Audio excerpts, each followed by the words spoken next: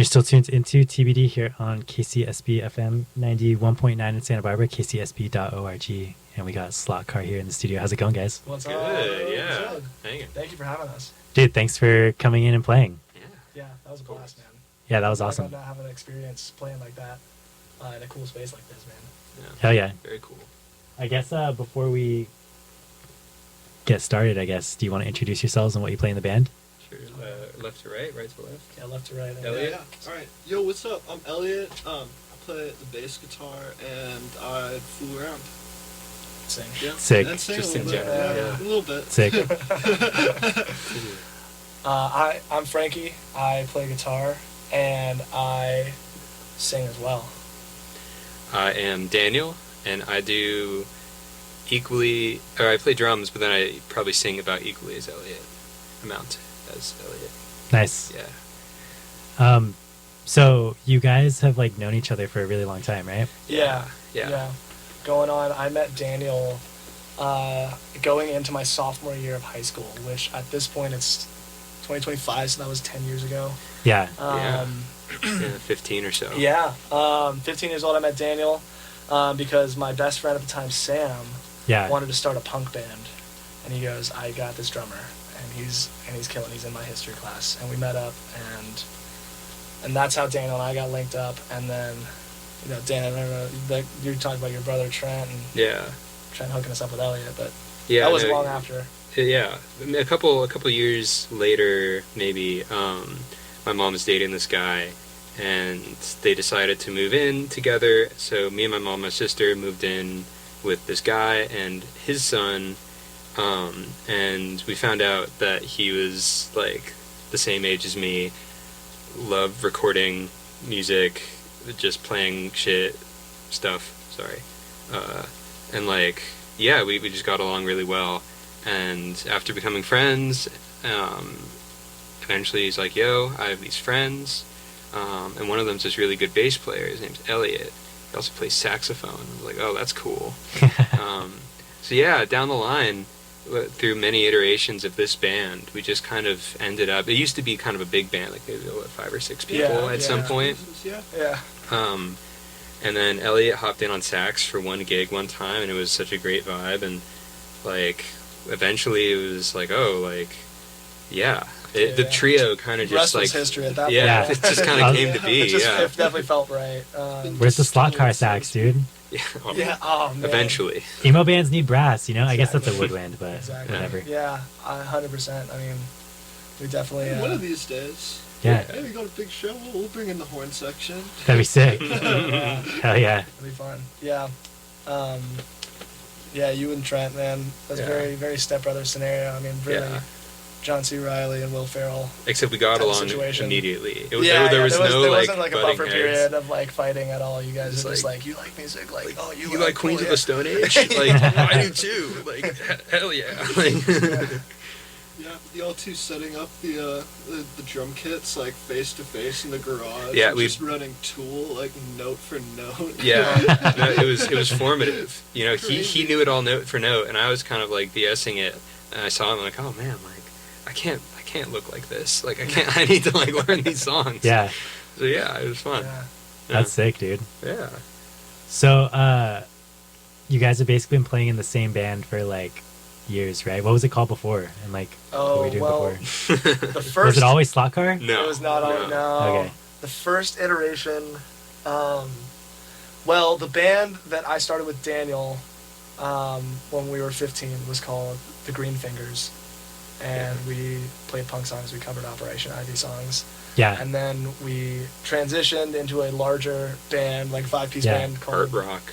Yeah, The Middle, which is when about halfway through that period, The Middle kind of ended and phased out, and Elliot came along, and we started jamming. Still with a 5-piece. A lot of people kind of art rock, trying to sound like Radiohead. Yeah. That was called Plastic Apples. Sick. Yeah.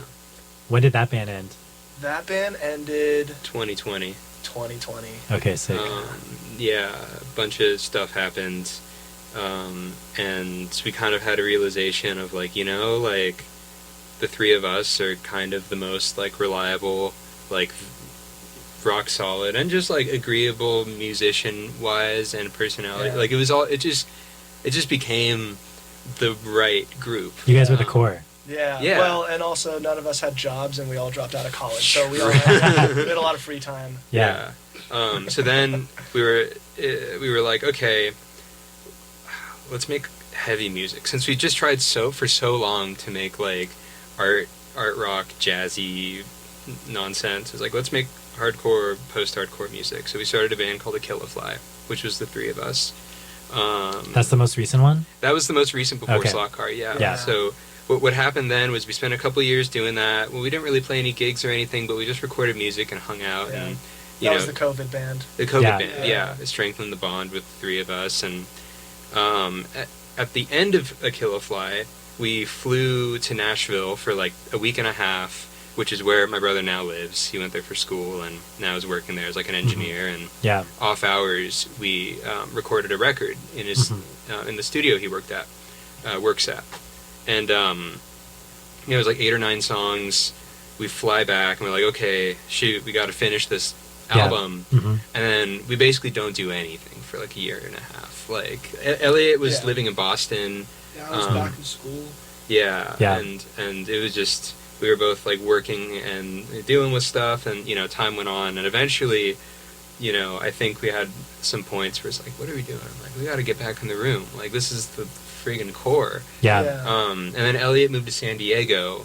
So it's like, okay, well, shoot, we're Akillafly again. But that didn't feel quite right, I don't think, for any of us. Because, like, well, all the songs that we did in Nashville, like, most of them don't really feel like what post-hardcore kind of stuff we were doing. And so it was like, yeah, let's make a new band out of the same band, effectively. Just rebrand, kind of refresh, like, take a few... Feels good. Yeah, so it felt great. Yeah, get a fresh start. We took a few of the songs that we recorded in Nashville, 3 of them, and then put them into the EP that we released under Slotcar. Okay, sick. Which songs? It was... First 3. Yeah, Ideations, Incinerate, and Exacto. Okay, sick. We had originally recorded the 4th song, Para-Euphoria, in Nashville in a totally different way. But then kind of in the meantime, I put out like a solo record where I took that song and made it into a thing. So I feel like when we got there to like make it again out of the thing that it was originally, it was like, well, like we tried a few things and it was like, okay, we could do this. And I remember saying to Frankie, because he's been getting really into like Ableton and modular and like cool production stuff. And I was like, just do something with it. Just I don't know. Yeah, do something different and kind of flip it on its head, change up the feel. So he that basically ended up kind of becoming a bedroom pop production. Yeah. But the thing that is on the record is basically what he sent in the group chat. He was like, "What do you guys think about this? Where do we go from here?" And I was like, "Put bass on it and like leave it." Like that was awesome. Like it's so good. So it shares the same name but different song. Yeah. Cool. Yeah. So that's kind of like the timeline. That's sick. Yeah. It's the whole thing. Long way coming. So you guys just released that EP super recently, right? Yeah. That was like a few months ago or something. Yeah, that was at this August. point. Yeah. A couple months ago. Yeah. Are you guys working on new stuff? Yeah. Is it like in the same direction as like what you're doing with the Killfly / early Slotcar? Those the last song we played was off the EP, but the 2 songs before that are brand new. Actually, the 4 songs in the middle right there are all brand new. So nice. Everything after Para-Euphoria before Incinerate was all new tunes. And I feel like stylistically it's pulling some shoegaze elements and some some other I don't know, alternative rock elements. I don't know, I feel like I'm taking so much inspiration from like local bands. Oh yeah. That was the beauty of like now that we it's like a new band and it's post-COVID, like shows are happening and we get to like go see other stuff, get and, some like, fresh really, inspiration. Feel like just like the scene and like see where it's at and like I mean if you're playing shows frequently, you're seeing 3 to 4 new bands a night. For sure. Night, right. And so I think it's awesome the way that you get like really like exposed to awesome art. Yeah, I mean, I love going to shows and stuff, like DIY shows especially. Yeah. That's been, I think, it's the most genuine way to discover just like new bands and talent and music and stuff. Yeah, absolutely. Yeah, it's genuinely been one of my favorite aspects of like this new band that like that's like we've gotten to do that more. Coming out of COVID. And were you guys did you guys like grow up going to DIY shows and stuff? Yeah, I went to I grew up getting into punk rock like I said around that time I was 15, and but my mom put me onto a lot of the stuff I listened to, like Rancid and Operation Ivy. That's sick. And bands that were no longer playing. So I, when I'd go to shows, I'd go see like, I remember like seeing like Fiddler back in the day, and like some of that like West Coast, like Orange County, like punk rock, surf punk, that like wave Burger Records type stuff. Back then. And then I went to music school for a bit, and you see a lot of up and coming talent, new artists all the time there, and that was really cool too, because like sick. It's any genre at that point. But I know you guys. I wouldn't say that I grew up going to too many DIY shows. I had bands that I made with friends and stuff, but when I dropped out of college, it was like I was doing college and Guitar Center. I was working there at the same time, and there's a fork in the road where it's like I can't do both. Like, it's too much. I'm gonna do one or the other. And when I fully committed to just like I'm just gonna work for a while, kind of that was a thing where it's like, oh, cool, I have time to like play with artists, see artists, meet people that aren't just in like a little bubble. Yeah.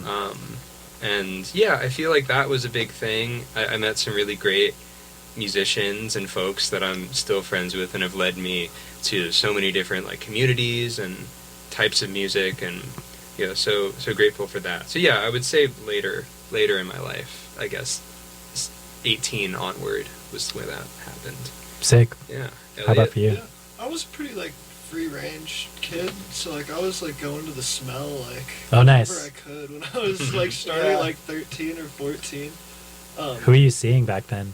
God, dude, like Cherry Glazer. Oh, just starting out. I remember Slow Hollows. Oh yeah, God, sick. That was one of my favorite shows. Yeah. I remember seeing them. I was probably like 14 or 15. Dude, when I was going to Moore Park College my first year, I remember I was like going to the Smell at that time, and I was like seeing Slow Hollows, and I walked into like my anthropology class, and like the bassist of Slow Hollows was just chilling there, and I was just like, this is insane. Whoa. This guy's just going to school with me. Yeah. Awesome. But like I wasn't really involved in like a DIY scene or anything, so I was kind of like, oh my god, this guy's like kind of like famous in this scene, but I didn't know anything about it. It was just like funny. Dude, scene famous is so real though. Like, and I was just like a kid, never really gone to like that much stuff, and I was like, dude, this is crazy, Yeah, I'll get giddy like seeing somebody, who's like music. I'm just like, oh dude, I like fuck with that dude's stuff. Yeah, I love that guy's music. And I'll be like, wait a minute, like he's just like a dude like my age. No, like, straight up. 25. Exactly. I could just say what's up. Yeah, exactly. Dude, that's happening more and more. I'm noticing lately. It's funny, like the crossover of like out here VC and LA, like those scenes, like I swear there's like a wormhole or something, man. Like I keep seeing people like at the same shows. I'm like, you drove far to get here. Like for sure, man. Like yeah. That's so funny. Our celebrities have like 2,000 followers on Instagram. Yeah, that's what's so funny about DIY. DIY band has like 2K followers. You're like, damn, they're kind of big. When did that happen? You know what I mean? Yeah. That's sick. Awesome. Music is so accessible now. Like, it doesn't matter who follows you or anything. Yeah. Like there's just such dope music happening all over the place. Yeah, it's for sure. Fantastic. Mm-hmm. Yeah. I mean, when we were like putting together the playlist for today, I know like we were like, well, shoot, man, we've been mostly listening to like a lot of the like bands. People you play with and stuff. Yeah. Played with. They're like, let's just put them on there. Like we've got some inspirations for sure that pull from before we were born and stuff like that. But like, I think like gotta throw the contemporary stuff too. Throw the contemporary stuff on it too. Like if you're, your fingers on the pulse, and you're really like aware of what's going on and the music that's being made around you. I feel like it just kind of like elevates everybody. Then the community feels more interconnected. Mm-hmm. Yeah. For sure. So real quick, we gotta like start wrapping up and stuff, but you guys are like recording everything yourselves, right? Or like That's right, Dan, you're like doing a lot of it, right? Yeah, I have a home studio where I live in Van Nuys, and we meet up every week and do all the recording and mixing and stuff in house. And that's sick. How did you like just quickly get into like recording and stuff? Well, honestly, in high school it was through my brother. Like he had been doing Pro Tools since he was like 12 or something. Yeah. So when I met him at like 16, 17, it was like slowly piecing together little bits of information and seeing how he did things. And when he moved away, it was like, oh shoot, I got to do it myself. And worked on it for years and have come to a place where it's like I can do it to a degree. You know, I mix stuff for folks. I record my bands. Like, it's all it's just been little bits along the way. I never went to like school or anything. So that's cool. Yeah, it's really fun. But big rabbit hole for sure. That's awesome. Down. I think that's super sick. Oh, thanks. And also just making you join my bands and recording consistently for 10 years straight. A lot of messing around doing weird stuff in the garage. Totally. Every experiment leads somewhere. Even if you don't use it, for next time. Yeah, that's the best part about being a kid. Just like mess around recording music. You learn so much about like what sounds good, what doesn't. It's true. Yeah. That's awesome. And then you guys were music teachers as well, right? Mm-hmm. Yeah. So you guys are like pro musicians? We've all taught at one point. Yeah, I'm not currently teaching, but we have. Would you guys like say you're pro? Like you're teaching people? I don't know. Does that mean you're like pro? I'm a professional music teacher. Yeah, right. If I were playing gigs every night of the week that were like paying well, that's when I'd consider it professional. I'd say, I recall this one time I was in class at the Musicians Institute where I went for about a year before dropping out, and my program was a year and a half, and I was hitting that 1 year mark, and I turned to one of the the TAs, the teacher's assistants in the class, and to the full class I was up performing. And I thought it was funny to say like, I just realized I'm 2/3 of the way to being a professional musician, and the class just erupted in laughter. Everybody kind of on this same, the collective unconscious there was pretty locked in. I'm like, this is we're just, what are we doing? None of us know what's up. Like we don't know what we're doing. And I still feel that way.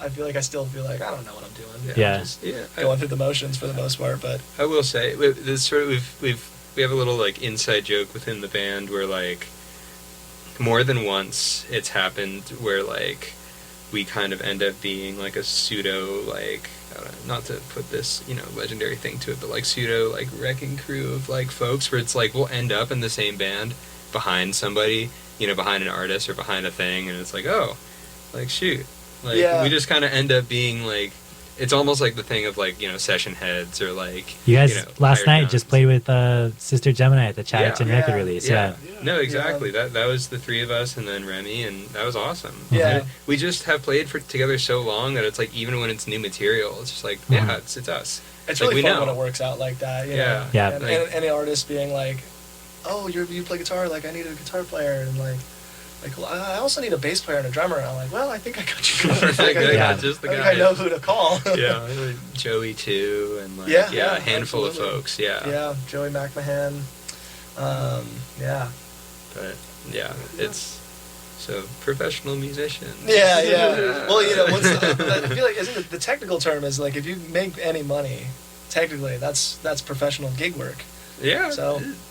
Technicality, make any money doing it. You could say, sure. I have a coworker who like he grew up playing in like Fat Records, like pop punk bands back in the day and stuff. That's awesome. But like, I guess he found out that I like do shows and like radio and stuff like that, and so he started talking to me just about like shows and whatnot. But he like plays now. He doesn't play in any punk bands. He plays in like a Fleetwood Mac cover band. Yes. And they make so much money. He's like, dude, I just like that's the gig. The pipeline from DIY to like big time cover band is so it's insane. Real. I've got a coworker who does big like I can't remember which artist their cover band. James Aldean. Oh yeah, Jason Aldean. Jason Aldean, yeah. One of the best guitar players I've ever met in my life. Jeffrey Riggs. Yeah, just rips. Just so good, and he plays with the band, goes out and does that. Dude, they make money. It's crazy. Yeah. They sometimes make more money than like the actual players of Jason Aldean's band will make in a night. That's insane. Like, last time I was in Nashville, I like had, you know, probably definitely a regrettable amount of whiskey neat walking around. But then I like stumbled into this bar and there's a band like ripping like Freebird on this big stage. And they're like, yeah, like tip us. And like everybody's like sending in tips to try and get their songs requested in. That's so funny. And I thought about it, I'm like, oh my God, like infinite money glitch. Right. They really do. I just sent them like a bunch of drunk guys like wanting to hear their like favorite. We've seen them do that. Like those Nashville cover bands will auction off like what their last song should be. They're like Freebird's the most expensive. They won't do it unless you see either like Back in Black or $100s. Freebird, and then they'll have an auction to see which one they're gonna do. If you want Back in Black, whoever bids the highest amount. Yeah. And then at the end, they That's just end up doing crazy. they just end up doing both of them. Yeah, they just do a medley and rake in like hundreds of They're dollars. like, pay my rent and I'll play Freebird. Yeah. No, literally. Yeah. But I watched a guy in Nashville one time walk up with like his Venmo and it had $1,000 just like loaded in there, and he just said like, put your name in like to the singer. And just like watch that singer make $1,000 in like less than a minute. Right. That's not that these crazy, musicians aren't like grinding and hustling. Right. Like, They're phenomenal musicians and really cutting their teeth out there. But yeah, sometimes those cover bands, if you get it right, like you can make money. Yeah. It's a life. Yeah, my coworker, he works full time at like my company, but like he's been there so long, like they just let him take whenever off for gigs. It's crazy. Nice. Yeah, so like he has his like normal day job, and then he'll just go make like a couple grand like playing a gig. You know, it's so sick. That's super great. ideal. Yeah. I mean, especially when you're working for a company like that, even within music, like getting that time off can be a challenge. Yeah, for sure. You know? Yeah. I mean, And especially, I mean, it sucks because, you know, I mean, if the company's within music, you figure they'll understand, like, if you're hiring musicians, like, sometimes they gotta go gig, you know? They gotta go play. I fucking I got fired over having to leave for a tour. Really? Yeah. That's I so lame. I did it myself, but I knew it was gonna happen. Like, I was just like, okay, I'm going on this tour. It's a month, and they're like, all right. Yeah. And I'm like, yeah, I'm going. Yeah, like I'll just walk myself out. Yeah, exactly. You definitely like resigned before they had the chance. Yeah, big time. Well, I think we should probably wrap up here. When are you guys gonna drop new stuff? Oh, geez. We gotta record it. So So hopefully December we're gonna be getting back into the studio, do it after doing some more shows, and then January. It seems like would be an ideal time. Yeah, maybe February. Like, ideally, early next year. We're trying not to be too precious about it and wait like 2 years like we've done before. Right? Yeah. You got the ball rolling. You got to keep it rolling. You know? Yeah, definitely. Well, but now we got the tracks from today, so yes. Oh yeah. At least some material will be out. Yeah. Sick. We're really stoked to check that back out and give it another listen. Yeah. Fun. Awesome. Yeah. Where can people keep up with all things Slotcar? Ooh, Slotcar Band. Yeah. Is that our Instagram? Yeah. Slotcar Band on Instagram. And we don't have like a website or anything. We're just kind of on Insta right now. Just hit us up on Instagram. Yeah. We mostly we have an email. Slotcar the Band. Yeah. Slotcar Band was weirdly taken. Yeah, it was taken. Was it? Oh, yeah, it was. We got threatened over email about it. Yeah. Oh really? Yeah, we did. Yeah. Someone threatened you? We got an email. Well, I'm That's still crazy. half convinced that it was one of our friends messing with us. Yeah, we have no idea. But We got an email that was like, Slotcar is my band name. You can't have it. like, That's so weird. It was And then really another email like 2 months later that was like, the day of reckoning is coming. You will not have this band name. Like, very ominous. That's actually kind of funny though. Right? Yeah, that's hilarious. Yeah, it came from somebody named Randy? I don't know. I don't think it was Randy, but Robert. Robert, Yeah. But email us threats at slotcartheband I mean, @gmail.com. We welcome them. Send us thoughts. Positive or negatives. Reach out, talk to us. We'll always respond. Yeah. Sick. Well, I have one more question here, and it's the biggest of the show. You guys ready for it? Yeah. I don't remember if you answered it with finished postcard. Did you? I don't think I was in here for finish. I think it was just Leo and Trey. Okay, for sure. Well, a rat is going to jump into your mouth. Do you want this rat to jump into your mouth head first or butt first, and why? Ooh. I'd say head first. It's Why? more streamlined. Yeah. You can probably just like, well, do you have to like swallow it? Or can I like? If you want. Okay, well then it's gonna be easier to grab it by the tail and yank it out. Yeah, I respect that. If it bites you on the inside of the mouth, you got to get like a rabies. But your mouth heals faster than any other part of your body. Is that true? Yeah. Oh yeah. Really? Yeah. You ever like bit your tongue like that? I guess so. Yeah, it's like one of my least favorite things to bite. 2 days. Yeah. Yeah. Oh, that's a tough one. But yeah, I feel like just it'd have to be head first. Just yeah. Ugh. Yeah, that's my answer. Yeah.